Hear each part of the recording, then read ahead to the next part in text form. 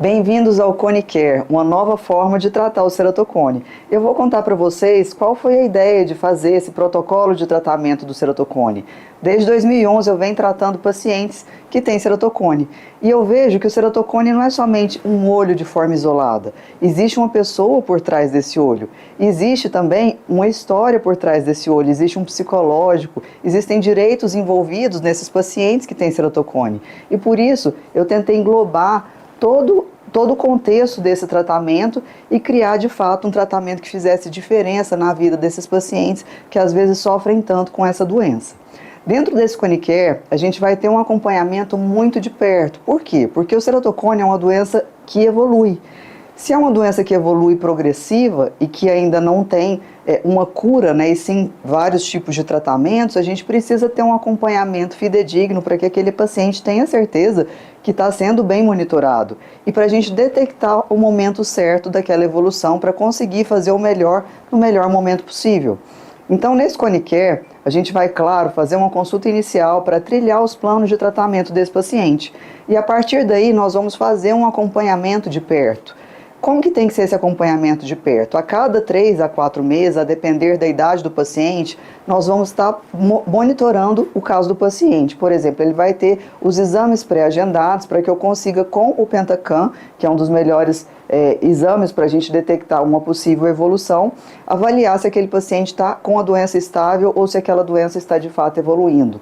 A partir do momento que eu detectar que está tendo algum indício que aquela doença está evoluindo, nós vamos convidar o paciente novamente para trilhar os próximos passos do tratamento. Diante de uma possível evolução, possivelmente nós vamos acompanhar aquele paciente mais de perto, para ter uma absoluta certeza que não é uma oscilação de exame e que de fato é uma real progressão, para que a gente possa indicar o melhor tratamento possível e não confundir uma oscilação, por exemplo, com uma progressão e às vezes indicar um tratamento que não deveria ter sido indicado, por exemplo, como eu vejo às vezes indicação de cross-linking em pacientes que estão oscilando o exame que não estão de fato progredindo. A gente sabe que nenhum tratamento é isento de riscos, então, por exemplo, o cross-linking, o paciente pode ter uma alteração de Haze, né, que é um processo de cicatrização, podendo inclusive ter uma piora visual. Então a gente precisa ter a certeza que aquela indicação foi a melhor possível no momento mais adequado possível.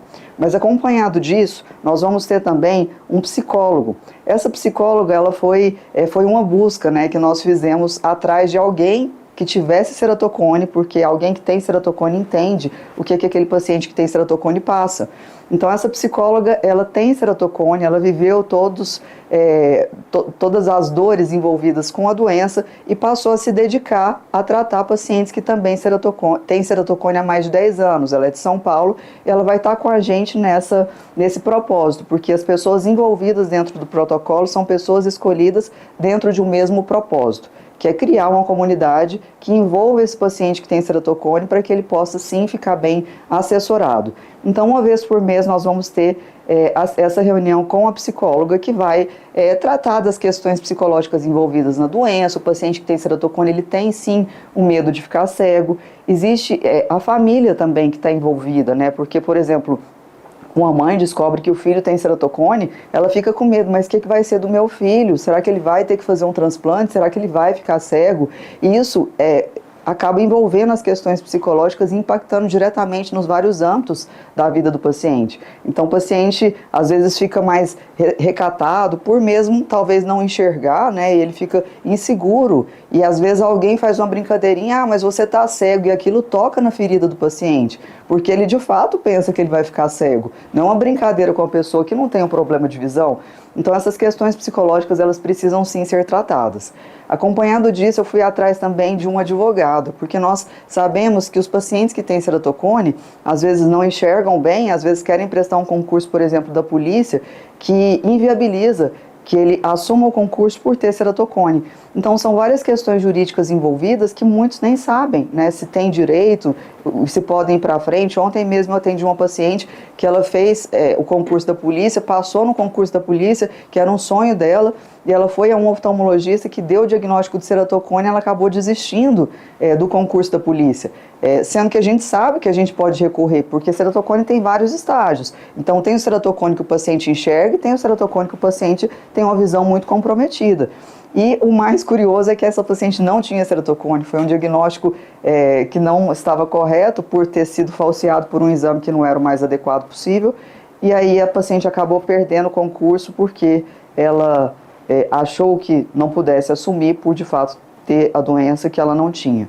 Então são várias questões envolvidas. Esse advogado também tem ceratocone e ele fez um manual de condutas jurídicas, né, que o paciente precisa saber por ter tido a curiosidade de ir atrás desses direitos. Então ele também tem ceratocone, fez um manual que cada um de vocês vai ter em mãos também, para que possa entender as possibilidades que tem e os direitos que tem por ter essa doença. Então a gente sempre tem que ver o lado bom das coisas. Às vezes a doença pode também trazer um lado bom, né? Vamos tentar focar no lado bom e não no lado ruim. Além disso, eu estou criando essa plataforma para vocês de ensino, porque o que os pacientes chegam em mim e falam é que eu descobri que tem ceratocone e tem múltiplas informações, e às vezes uma informação não está coerente com outra, às vezes eu vejo informação falando que a doença é progressiva, eu vou no médico, fala que tem que fazer transplante, outro fala que é crosslinking, outro fala que é anel, e eu estou completamente confuso, porque eu não sei o que eu tenho que fazer. Cada médico fala uma coisa, né? Então essas informações soltas acabam que nos assustam o paciente, né? Então, essa plataforma tem um objetivo único, de trazer para vocês de forma linear o que é a doença, o que o paciente precisa de entender da doença dele, porque quando ele entende a doença dele, aumenta o comprometimento.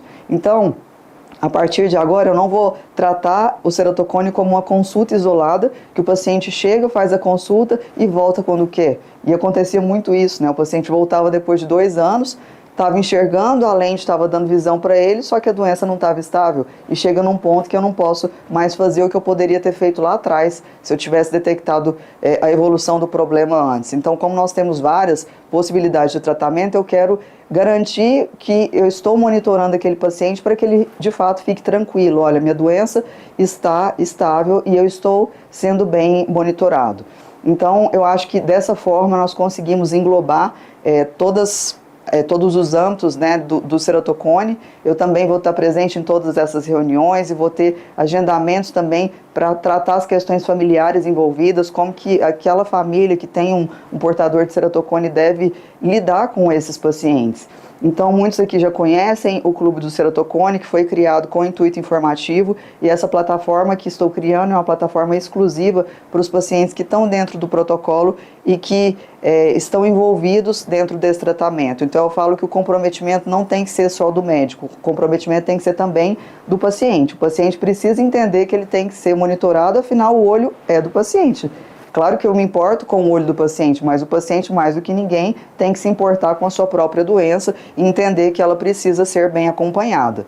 Somado a isso, nós estamos criando uma comunidade de apoio, em que eu quero que um paciente que já passou por um processo cirúrgico, por exemplo, possa acolher o outro paciente que vai ser submetido àquela cirurgia. E eu acho que isso de fato faz muita diferença, porque quando a gente vai fazer uma cirurgia nós temos medo, será que vai dar certo, será como que vai ser, o que eu tenho que esperar dessa cirurgia. Claro que cada caso é um caso, mas eu acho que quando um paciente já passou por aquilo, nós vamos ter aqui na plataforma o chat para o paciente deixar o depoimento dele, e também eu acredito muito em contato físico, né, contato humano. Então nós vamos ter as reuniões presenciais para quem puder vir, convidando convidados de fato também especiais, por exemplo, médicos que estão envolvidos nesse tratamento e outros profissionais de saúde que se interessem por dar informação e acolher esse grupo que para mim é tão importante. Então eu apresento para vocês o ConiCare, tenho certeza que vai fazer diferença na vida de vocês e que vocês passam a lidar com essa doença de forma mais leve, e aqui é meu objetivo estar junto com vocês. Sejam muito bem-vindos.